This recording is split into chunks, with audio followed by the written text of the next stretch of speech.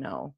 Yeah. And when they're not digesting their food very well and it comes out and it's partially intact, they might try to eat it again. And there's nothing wrong with that. I would prevent it if I Mm-hmm. saw it happening, but it's not a devastating thing for them to do it. If you discover that a dog has done that, Yeah. I'd be much more worried about a dog eating some strange dog's poop or eating cat poop or whatever that they find out there in the world, Mm-hmm. than I would if, say, you have two dogs and one dog eats poop and the other one doesn't. Mm-hmm. Um, so, I mean, and when it comes to wild poops, like deer poops and rabbit poops, I let my dog eat that.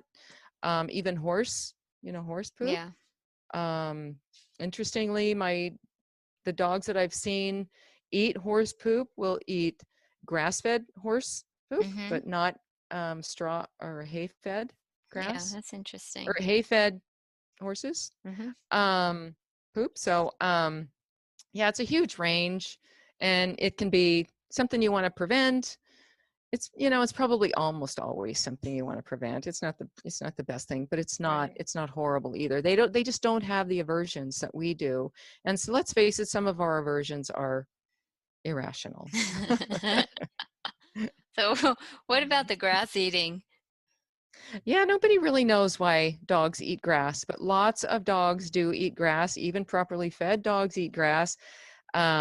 It's one of those things that you can see it in a dog that has, known pathology, and you can also see it in a dog that's healthy. Like you Mm-hmm. see, apparently researchers have seen wolves eating grass, um, and they don't necessarily vomit when they do that. They don't Mm-hmm. necessarily have worms. I mean, there's all kinds of myths that have arisen about that.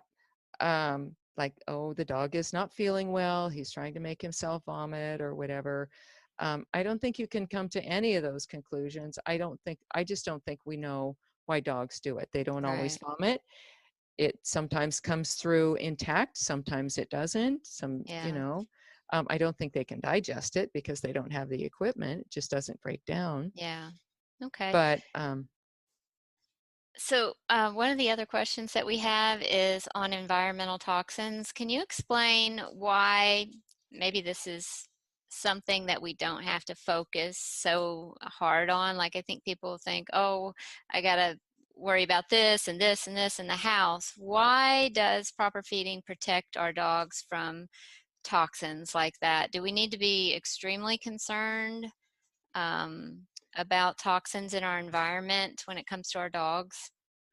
I don't think we need to be extremely concerned, but Mhm. when I hear people, I've sort of gotten in the habit of picking up these red flags when people tell me about what they're feeding their dogs. And if one of the first things out of their mouth is, I've gotten rid of all of my toxic household cleaners, Yeah. I know that that's a low priority thing. There's nothing good about those things. No. You can find a natural alternative for all of those things that works just fine, but they are not causing your dog to itch. They're not causing stuff Yeah. to come out your dog's skin. Um, yeah, you can get rid of them, and you should get rid of them. Yes. But the more important thing is that the dog is properly fed. And one of the reasons I say that is because there's been some very interesting research done about that by a doctor named Colin Campbell, who feeds, unfortunately for the little rats in his laboratory, he feeds some of them properly, like rats Mhm. are supposed to eat, and he feeds other rats improperly. He feeds them junk, the human equivalent, or the equivalent of human junk, Mhm. McDonald's and whatnot, and exposes them to the same amount and level of exposure to a known carcinogen. And what he finds out in 100% of cases is that the rats that are properly fed do not get cancer. That's I mean, amazing. this needs to be shouted from the rooftops, Mhm. because that means that even smokers can do better. Even, Yeah. people that are working in these industries where they're in contact with known carcinogens can avoid disease potentially, if we extrapolate his findings, Mhm. and avoid cancer. So, I Yeah. mean, it's just hugely empowering to know that. Um, That's and it, amazing.